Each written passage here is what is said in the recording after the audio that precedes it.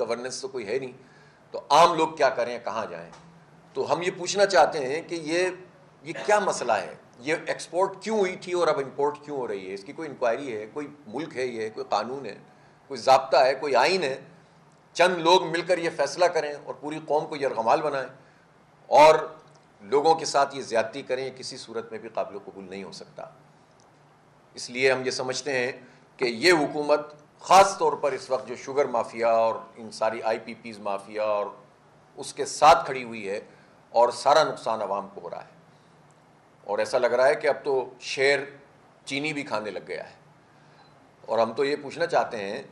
کہ وہ جو تیر لے کر شیر کا شکار کرنے نکلے تھے، وہ تو اب تو شیر کی پیٹھ پر بیٹھے ہوئے ہیں اور عوام کا شکار کر رہے ہیں اپنے تیروں سے، اور یہ شیروں اور تیروں کا اتحاد اس وقت عوام کو تباہ کر رہا ہے، برباد کر رہا ہے، ریلیف مل نہیں رہا، اور میڈیا پر خرچے ہو رہے ہیں، میڈیا کو خریدنے کی کوشش کی جاتی ہے، ہمارے ہی ٹیکسوں کے پیسوں سے اشتہارات کروڑوں نہیں اربوں روپے کے دیے جا رہے ہیں اور کوئی پوچھنے والا نہیں ہے۔ اس لیے چاہے سندھ حکومت ہو، بلوچستان حکومت ہو، یا پنجاب اور کے پی حکومت ہو، صوبائی حکومتیں بھی اپنا کردار ادا نہیں کر رہی ہیں، اور خاص طور پر یہ جو اتحاد کی حکومت ہے، پی ڈی ایم کی حکومت ہے، اس پی ڈی ایم کی حکومت نے تو ہمیں کچھ بھی نہیں دیا۔ ان کا ایشو کیا ہے؟ ان کا ایشو یہ ہے کہ کتنے پیسوں کا ریٹ لگا کر سینٹ کی سیٹ کو بیچا جائے، اپنی ہی پارٹی کا ٹکٹ کا ریٹ لگتا ہے،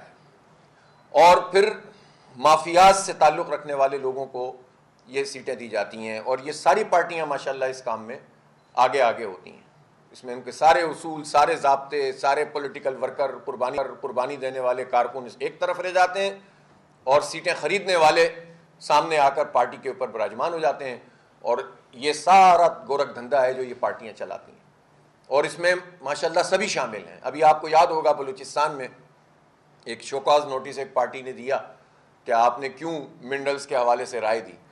تو انہوں نے جواب یہ دیا کہ بھائی آپ کون ہوتے ہیں ہم سے پوچھنے والے، پارٹی والے، ہم نے تو سیٹ پیسوں میں خریدی ہے، یعنی اور یہ پارٹی بھی کون سی ہے؟ جو دینی پارٹی، اپنے آپ مذہبی پارٹی ہے،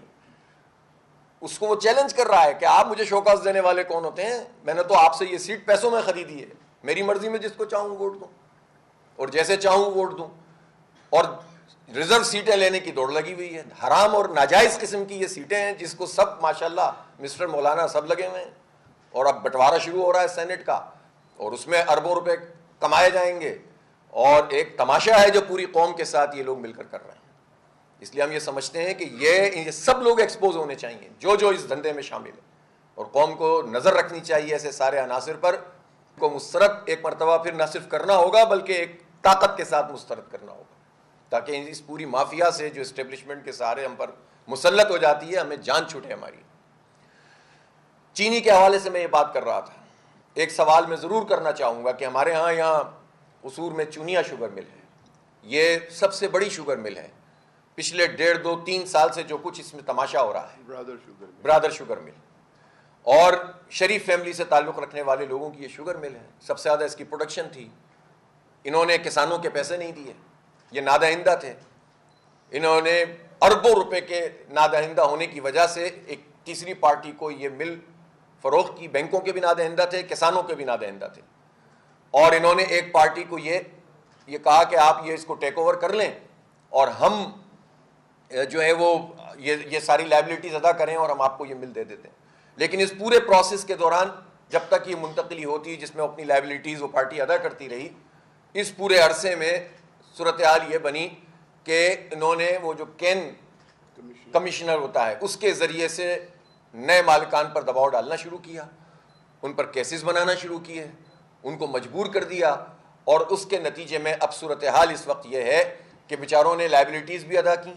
بینکوں سے بھی ڈیل کر کے ڈیفر کروائی اپنی پیمنٹ، اور صورتحال یہ ہے کہ کیسز کی وجہ سے اور حکومتی دباؤ کی وجہ سے ایک مرتبہ پھر یہ سارا سلسلہ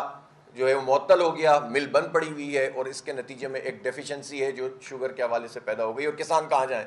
ان کو لوکلی جو ہے وہ اپنی شوگر ملز کو دینا ہوتا ہے، ورنہ وہ افورڈ ہی نہیں کر سکتے جو ریٹ گورنمنٹ لگاتی ہے یا جس ریٹ کے اوپر ان کو بیچنا پڑتا ہے۔ اسی طرح یہ شوگر مافیا اس طرح کرتی ہے کہ جب فصل تیار ہو جاتی ہے تو یہ گنا نہیں خریدتے ہیں، اس کے ان کو 2 فائدے ہوتے ہیں، ایک تو یہ کہ جب اس کا پانی کم ہوتا چلا جاتا ہے تو ریٹ کم ہونا شروع ہو جاتے ہیں، اس لیے کہ وہ تو وزن کے اوپر گنا بکتا ہے، اور لیکن کنسنٹریشن اس کی بڑھ جاتی ہے، تو شوگر مافیا ہر لحاظ سے فائدہ اٹھاتے ہیں، اور پھر یہ کبھی امپورٹ کرتے ہیں کبھی ایکسپورٹ کرتے ہیں۔ انہوں نے کارپوریٹ ٹیکس بچایا 18 ارب روپے کا اس مافیا نے، اور یہ اس طرح سے ملک میں لوٹ مار کا پورا نظام ہے۔ قوم کے اوپر ٹیکس ڈال دو، بجلی کے بلوں میں ٹیکس ڈال دو،